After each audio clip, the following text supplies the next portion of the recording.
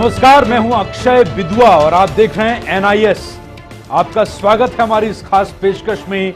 यह है news inside, जहां हम करेंगे खबरों की पड़ताल और करेंगे उनकी तह तक जाने की कोशिश। तो अगले आधे घंटे बने रहिए हमारे साथ, छोड़ दीजिए अपने टीवी का रिमोट।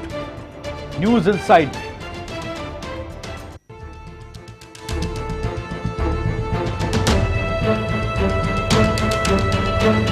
तो आज एनआईएस में हम बात करेंगे एक ऐसे देश की जिसके साथ हमारे देश का रोटी बेटी का संबंध है। आज से नहीं, त्रेता युग से ही, जब मर्यादा पुरुषोत्तम राम का विवाह जानकी सीता से हुआ था।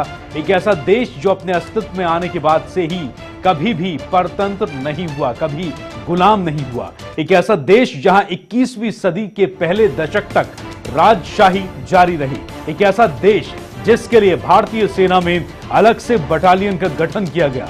एक ऐसा देश जहां भारतीयों के पैरों में कांटा और कंकड़ भी नहीं चुभता। हर भारतीय वहां पहुंचकर जय जय शिव शंकर का उद्घोष करता है। और यही वजह है कि दोनों देशों को ना तो कभी एफटीओ यानी कि मुक्त व्यापार जैसी संधि की जरूरत पड़ी और ना ही एक दूसरे के यहां आने जाने के लिए पासपोर्ट और वीजा की कभी जरूरत पड़ी। और तो और दोनों देशों की मुद्रा का नाम भी एक ही है, रुपया।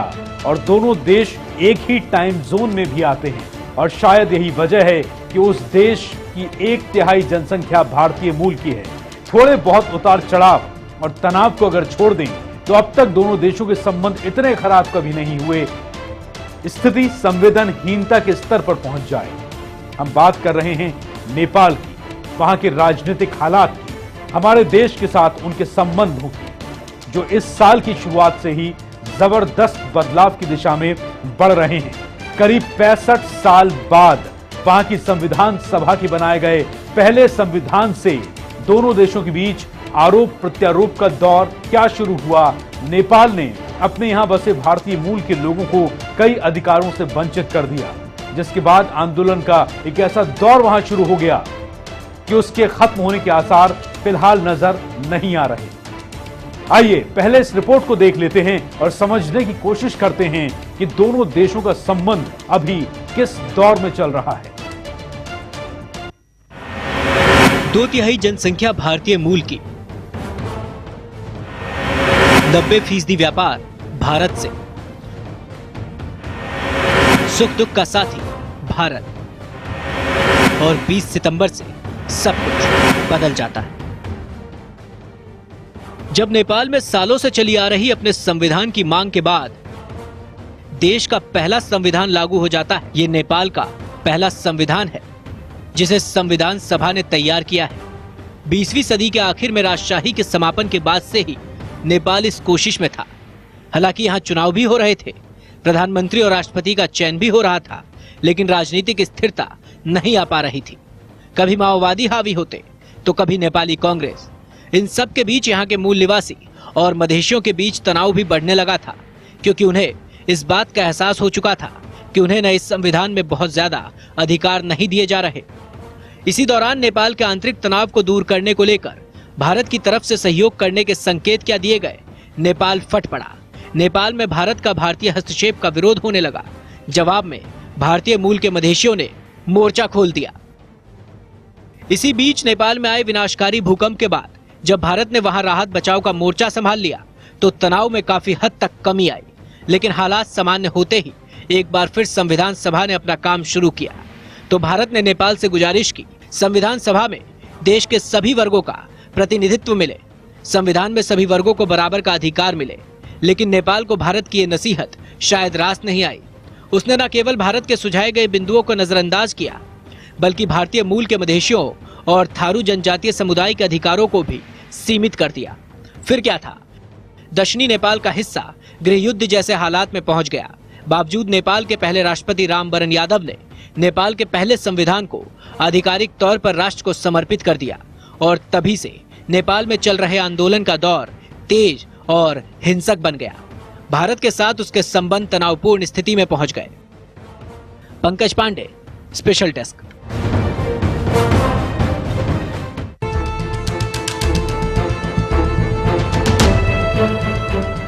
तो नेपाल में नया संविधान लागू हो गया। संविधान के मुताबिक 1 महीने के भीतर चुनाव हुए। केपी ओली नए प्रधानमंत्री बन गए, लेकिन संविधान को लेकर जारी गतिरोध अभी तक दूर नहीं हो पाया है और इसका असर भारत और नेपाल के संबंधों पर पड़ा है। संशोधन की मांग को लेकर और उचित प्रतिनिधित्व को लेकर दक्षिण नेपाल में लगातार आंदोलन हो रहे हैं। भारतीय मूल की माने जाने वाले मधेशी और थारू जनजाति के लोगों ने आर्थिक नाकेबंदी कर दी है, जिस वजह से भारत से नेपाल जाने वाले सामान वहां अब नहीं पहुंच पा रहे। नेपाल की नई सरकार इस आंदोलन के पीछे भारत को जिम्मेदार मान रही है, लेकिन भारत ने इसका सिरे से खंडन किया है। एनआईएस में इस पर भी चर्चा करेंगे, लेकिन पहले जान लेते हैं कि कैसे बना नेपाल का नया संविधान और आखिर क्या है नए संविधान में खास।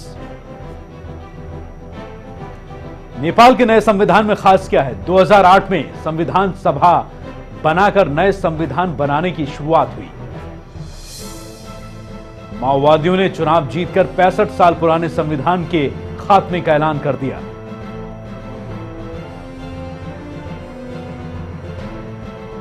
नया संविधान तैयार नहीं कर पाने की वजह से साल 2012 में पहली संविधान सभा को भंग कर दिया गया। 2013 में दूसरी संविधान सभा का गठन किया गया।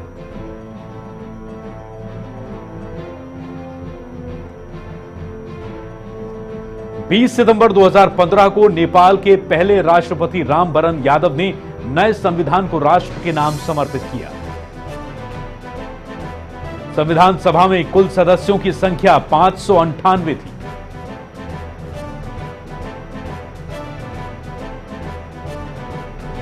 नए संविधान को लागू करने के लिए वोटिंग कराई गई।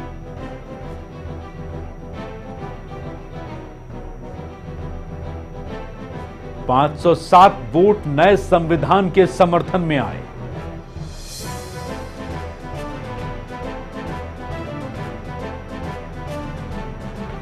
$25 वोट संविधान के खिलाफ आए।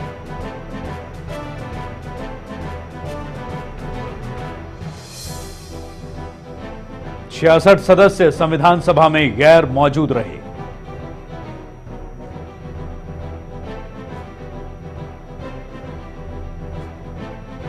प्रचंड समर्थन मिलने के साथ ही नए संविधान को नेपाल में मान्यता दे दी गई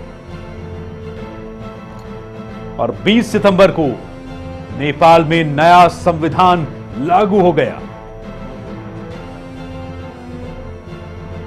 नया संविधान लागू होने के साथ ही नेपाल पूरी तरीके से एक लोकतांत्रिक राष्ट्र बन गया। दुनिया भर से उसे इसके लिए बधाइयां मिली। भारत ने भी वहां जारी गतिरोध, राजनीतिक गतिरोध खत्म होने और राजनीतिक स्थिरता के लिए बधाइयां दी, लेकिन साथ ही उसने संविधान को लेकर हो रहे आंदोलन पर भी चिंता जताई।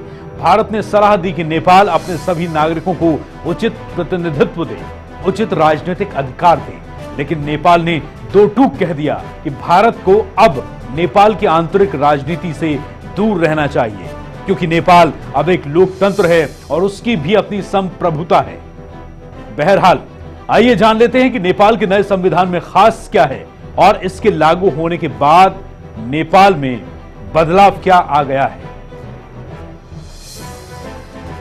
हिंदू राष्ट्र रहा नेपाल अब आधिकारिक तौर पर धर्मनिरपेक्ष गणतंत्र है। नेपाल के संवैधानिक राष्ट्राध्यक्ष राष्ट्रपति हैं। कार्यकारी शक्तियां प्रधानमंत्री के पास हैं। 7 प्रांतों पर आधारित है नेपाल का लोकतंत्र। केंद्र में संघीय सरकार, प्रांतों में प्रांतीय सरकार और जिला स्तर पर भी शासन। ये नेपाल के बदले संविधान का नतीजा है। संविधान में आरक्षण और कोटा व्यवस्था भी मौजूद है। संविधान में तीसरे लिंग यानी कि थर्ड जेंडर को भी मान्यता दी गई है। संविधान को 37 अध्यायों में बांटा गया है।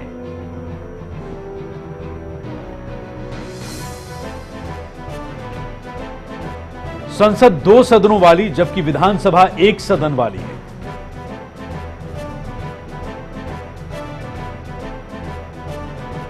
न्यायपालिका को 3 स्तरों में बांटा गया है, जिला, प्रांत और स्वंग।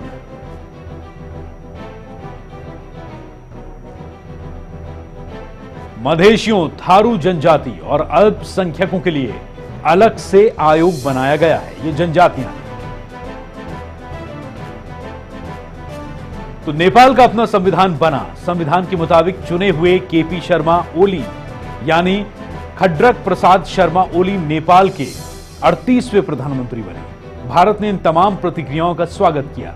बावजूद नेपाल अब भारत को पहले जैसी तरजीह देने के मूड में नजर नहीं आ रहा। उसकी वजह तो भारत की संविधान और मधेशियों को लेकर दी गई नसीहत है, जिस पर नेपाल ने कड़ी प्रतिक्रिया जताई है। दूसरी वजह है मधेशियों का हिंसात्मक प्रदर्शन और आर्थिक नाकेबंदी, जिसके पीछे नेपाल को भारत का हाथ नजर आता है। और शायद इसीलिए नेपाल ने चीन से नजदीकियां बढ़ानी शुरू कर दी हैं। हद तो यह हो गई कि चीन की तरफ से भारत को नसीहत दी गई कि वो नेपाल को कुश्ती का अखाड़ा ना बनाए। नेपाल छोटा देश है और भारत से अनुचित बातों पर उलझना नेपाल के हित में भी नहीं है। बस हमारा रिक्वेस्ट है, नेपाल छोटा है, मैंने पहले भी कहा, देश छोटा हो सकता है, सोवरेंटी छोटा नहीं होता। इसको सम्मान करें। नेपाल के मौजूदा प्रधानमंत्री केपी ओली का यह बयान प्रधानमंत्री बनने से ठीक पहले का है। कम्युनिस्ट पार्टी के नेता का झुकाव चीन के प्रति माना जाता है, तभी तो सत्ता में आने के साथ ही उन्होंने चीन के साथ संबंधों को मजबूत करना शुरू कर दिया है। आलम यह है कि एक तरफ दक्षिण नेपाल जल रहा है, हिंसक आंदोलनों में 4 दर्जन से ज्यादा मौतें हो चुकी हैं, लेकिन सरकार की तरफ से मधेशी आंदोलनकारियों को इस बात के ठोस संकेत तक नहीं भेजे गए कि उनके हितों की रक्षा की जाएगी और संविधान में संशोधन किया जाएगा। इसके उलट नेपाल के उप प्रधानमंत्री और विदेश मंत्री कमल थापा 5 दिवसीय चीन यात्रा पर हैं। चीन और नेपाल के बीच व्यापार को बढ़ावा देने के लिए कई अहम समझौते किए गए हैं। चीन की मेहमान नवाजी और मदद से खुश होकर नेपाल ने चीनी नागरिकों के लिए फ्री वीजा देने का ऐलान कर दिया। ओली के कैबिनेट ने इस फैसले को मंजूरी भी दे दी है। चीन की तरफ नेपाल के झुकाव और भारत से नाराजगी की सबसे बड़ी वजह है मधेशियों का आंदोलन। भारतीय मूल के माने जाने वाले मधेशी और थारू जनजाति के लोग नए संविधान सभा के गठन के बाद से ही आंदोलन कर रहे हैं। इन्हें ना संविधान सभा में जगह दी गई, ना ही नए संविधान में इनके हितों की बात की गई है। साथ ही अपने लिए अलग प्रांत की उनकी मांग को भी ठुकरा दिया गया, जिसके बाद आंदोलन को और भी तेज करते हुए नेपाल में आर्थिक नाकेबंदी कर दी गई। नतीजा ये हुआ कि भारत से सामान लेकर नेपाल जाने वाले ट्रक बॉर्डर पर खड़े होने लगे। इन सब के पीछे नेपाल पूरी तरह भारत को जिम्मेदार मानता है। हालांकि मधेशी इस बात से इनकार करते हैं।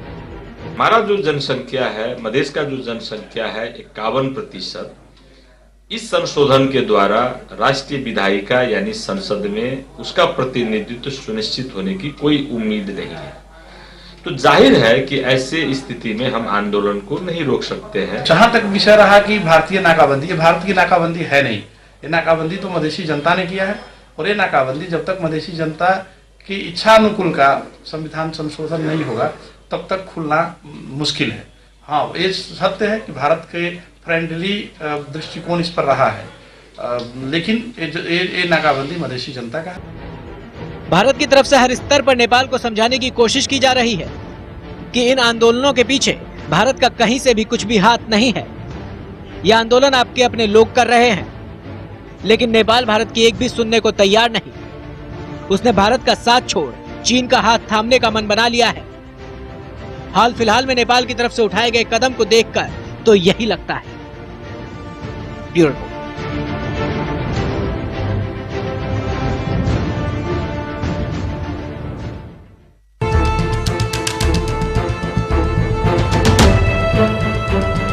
यहां पर फिलहाल वक्त हो चला एक छोटे से ब्रेक का। ब्रेक के बाद आपको बताएंगे सुपर पीएम की कहानी।